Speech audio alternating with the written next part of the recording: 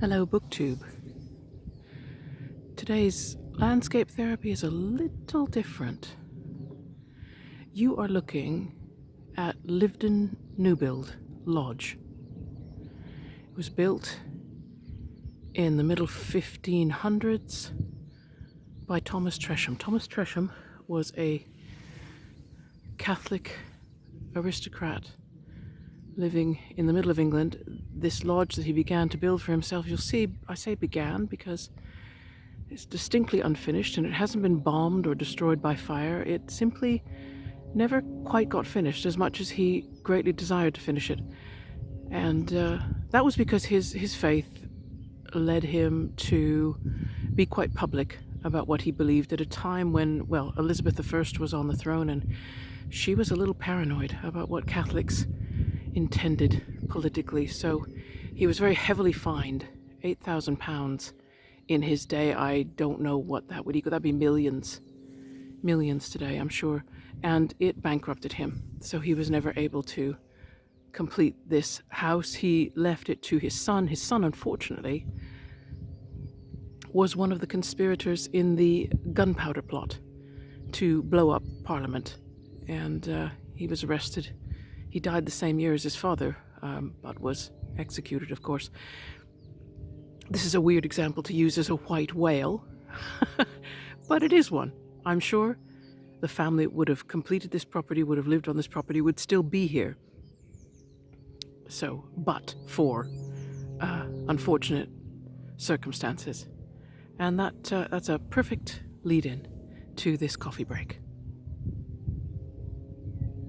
Hi, BookTube. Look, excuse me if I look a bit windblown. I have literally just got back from filming that video at Lyveden Newbild, and I wanted to get into literary white whales immediately. It's an idea that Daniel at Guilty Feet let me borrow. Thank you very much, Daniel. I put a link to your channel down in the description box. I hope you get some subscribers from that. Now, let me see if I have your definition correct. A literary white whale, it's a book that you want to read, or you feel you really ought to read. But one of two things happens. Either you make an attempt to read it and at some point it just, something stops you from keeping going. Or B, you haven't even started reading it because you're already fearful that something like the first scenario is going to happen. So as it happens, one of Daniel's white whales was George Orwell's 1984, and as soon as he mentioned the name Orwell, my memory shot back and I realized that I also have an Orwellian white whale, a book I'd forgotten, maybe a book I was trying hard to forget. Okay, so I want to go public and talk about my literary white whales. I think it may help me. It seemed to help Daniel to face down those books. So we'll do that, and while we do that, you will get some beautiful shots of the interior of Lyveden Newbild Lodge, like the view from this upper story window. Okay, we'll start here, which is in the hall of Lyveden Newbild, and we'll start with the offending Orwell title, which is The Road to Wigan Pier. Now, I read this in the 1990s, or tried to. It was my father-in-law's book. That's how I remember the dates. He died in 2000. It's a portrait of the English working class mid-century, and the sheer unrelenting misery is probably very realistic, but it defeated me. Every time I think about trying to read this book again, I remember the scene that finally that I couldn't take anymore. And it was a young woman. Of course, she's working class. She's not doing very well financially, and she's getting a taste for alcohol, and you just know it's going to ruin her. And the scene is where she's gone out to the pub. She's left her baby behind. The baby's screaming with hunger, and you don't know when she's going to come back and feed it. And I really didn't want to know where that was going. It's occurred to me, though, that if I was to try reading it again, maybe I should do it as a buddy read. Purely on the principle, you know, that misery loves company, right? Okay, here you can see the kitchen, the big hearth space.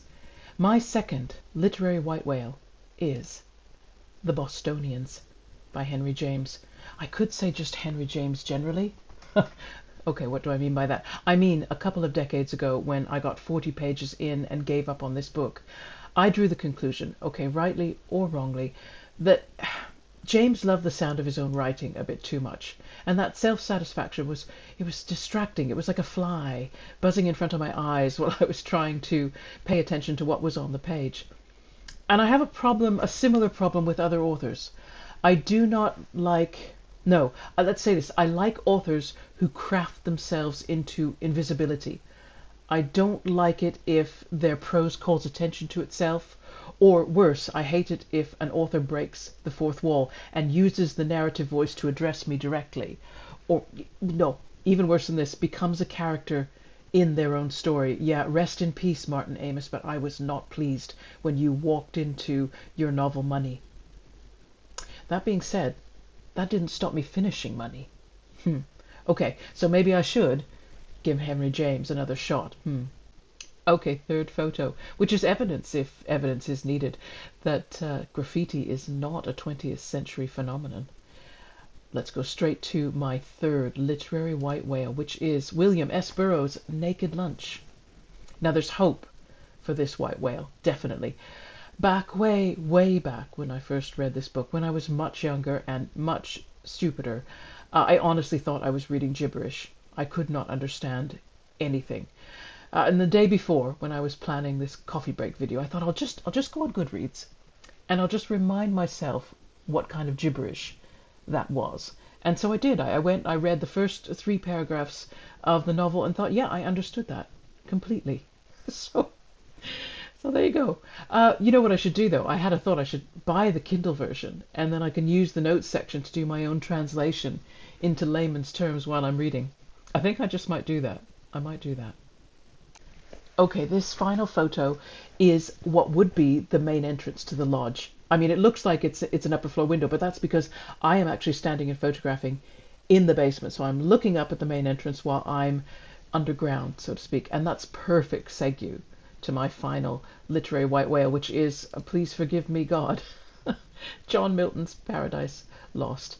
Actually, it's bigger than that. Why don't I just confess that my white whale is long form or epic poetry of any stripe. It frightens me, all of it. And if I can be forgiven for placing the blame somewhere else besides myself, I would say that I've learned a bias against poetry from high school and university literature courses. Let's take, for example, the survey course that I did over 2 years of English literature at university. Now, my professors had no qualms about asking me to read the whole of Dickens' Bleak House, which makes sense. But we didn't touch John Milton, and I only had to read fragments of Edmund Spenser's The Faerie Queene. You know, go figure. What I really need is a course or a teacher who is passionate about Milton or Spenser or Beowulf or Gray's Elegy in a Country Churchyard. Any of those, they all frighten me. But if I had a teacher who truly loved that subject, what I would not be able to resist was their enthusiasm. Oh, that felt really good, that confession. Thank you so much, Daniel. That has taken the weight of those reading transgressions off my shoulders. I feel braver. So who knows what further good will come there. Now, BookTube, look out for my next review, because you'll remember that in my DNF Meditations Part 4, I listed 3 titles that I did not finish, but I was committing to read in 2023, and I have finished one. So I think all BookTube should take credit for that, you know, when somebody gives a book another chance. Look forward to seeing you again soon. Bye-bye.